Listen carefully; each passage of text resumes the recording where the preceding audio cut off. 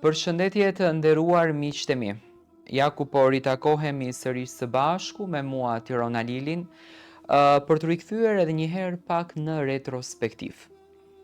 Do dua të ndaloj të flas për zonjën Parashqevi Simaku, edhe pse në fakt nuk doja ta prek si çështje, por kam patur shumë mesazhe sepse nuk dua në asnjë mënyrë që zonja Simaku të ndihet e lënduar, të ndihet e thyer, por unë shpresoj me zemër që këto podcastet tona, ashtu si që zonja Parashqevi i quan, le të jenë një forcë, le të jenë një lumturi, le të jenë një buzëqeshje për momentet e saj, për ditën e saj dhe për orët në vazhdim.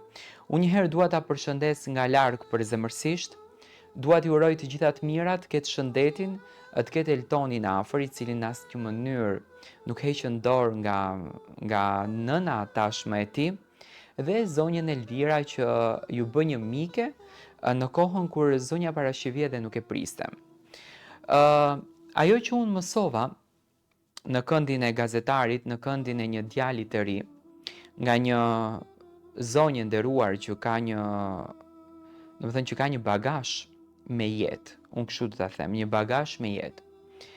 Ajo që unë mësova është durimi të heshtësh kur të gjithë të bëjnë keq, edhe kur e gjithë bota, apo kur e gjithë xhelozia mbizotëron mbi zemrën tënde, ti të ndalosh së menduari dhe të thuash, unë nuk ua kthej me të njëjtën monedhë, por unë do të hesht, ato le të më gjuajnë, dhe më në fund, unë me qetësinë time, me pozitivitetin tim, me fjalë të bukura që do flas për të tjerët, unë do të dalë e fituar.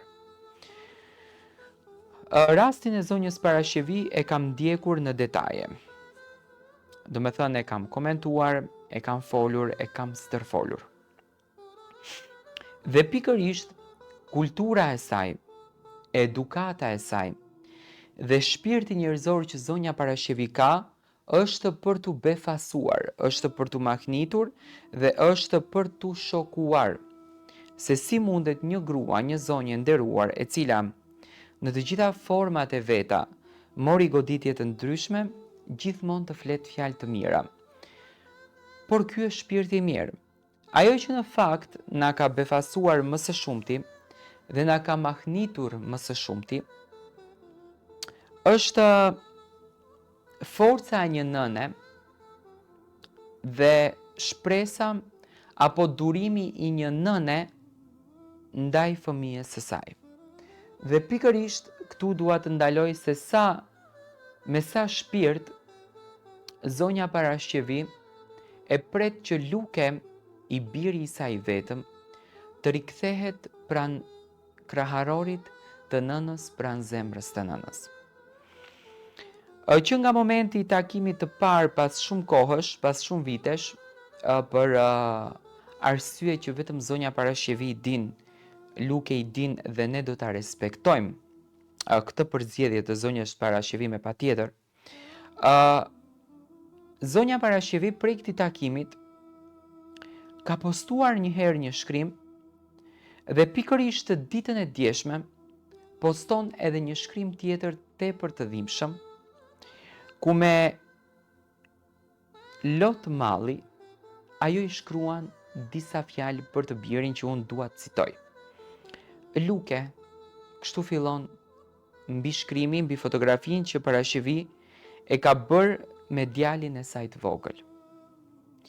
Largësia nuk e zbe kur dashurinë e një nënës, shkruan zonja Parashqevi.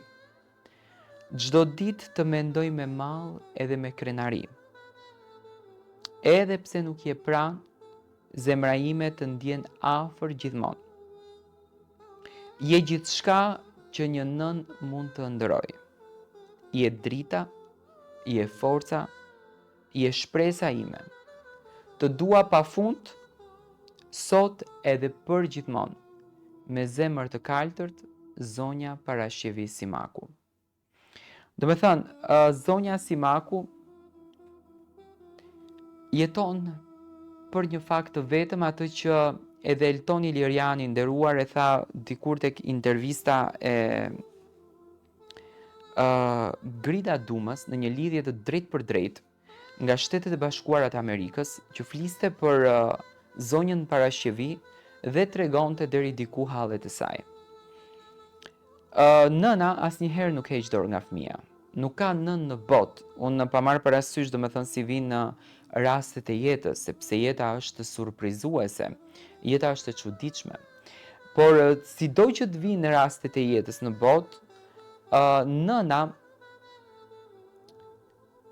sa do e thyer të jetë shpirtërisht, sido që të ketë qenë situata që është dashur për një moment të heqë dorë nga fëmia e saj, në asnjë mënyrë nuk mundet të haroj fëmijën e vet, por e vuan gjatë gjithë jetës. Tani unë kam dëgjuar një fjalë popullore që thonte mishi nga thonji nuk ndahet, dhe pikërisht nga historia e zonjës Parashjevi Simaku, unë mësova që vërtet mishi nga thonji nuk ndahet, dhe më thënë fëmia nuk ndahet nga shpirti.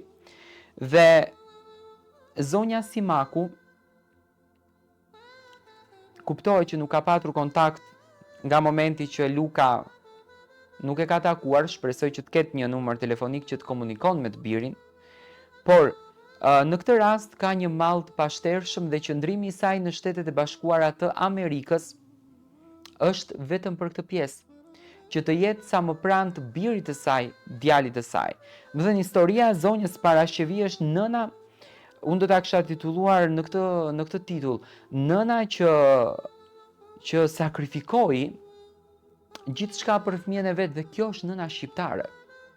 Në thelb, kjo është nëna shqiptare, sepse nëna shqiptare gjithmonë ka qenë nëna që ka sakrifikuar më së shumti për familjen, më së shumti për fëmijën, nëna që është dashur edhe gjakun e vet ta jap, vetëm që fëmijën ta shoh mirë edhe ta shoh të ndërtuar dhe në ditë të lumtura. Dhe kjo është e bukura e një nëne si zonja Parashjevi që nëpërmjet leximeve të librave të shenjtë, nëpërmjet dëgjimit të artit të bukur shqip, të këngës të bukur shqip, të këngës të bukur amerikane, të këngës të bukur pa marrë parasysh çfarë vendi, domethënë zonja Parashjevi ka një botë të gjerë në dimensionin e saj dhe domethënë bota e saj artistike është shumë e madhe. Dhe në të gjithë këtë artin e bukur, ajo kërkon vetëm një shpresë, kërkon luke. Dhe unë dua t'i çoj një mesazh virtual në fakt, duke i thënë që luke, sado larg që t'jetë, zemra kërkon zemrën, e dashur Parashjevi. Nëse nëna e do fëmijën fort, por edhe fëmia e do nënën fort. Nuk ka fëmijë që në shpirtin e tij, në zemrën e tij, në 24 orëshin e ditës, të paktën 10 minuta nuk ka nevojë për nënën e tij. Domethënë të gjithë kemi nevojë për bekimin e nënës, për dashurinë e nënës, për përqafimin e nënës, për ngrohtësinë e nënës. Dhe pikërisht historia jote na ka mësuar shumë që të luftosh për gjën më të shenjtë në botë nuk është paraja, nuk është luksi, nuk është makina, por është familja. Dhe ti këtë gjë po bën. Po ta shohësh në detaj, ti lufton për gjën më të madhe në jetë. Lufton për familjen tënde. Unë sinqerisht jam i lumtur që je një zonjë e nderuar dhe me shpresën që Luke do të kthehet të të falë dashuri, por dashurinë e ke të gjithën edhe tonën.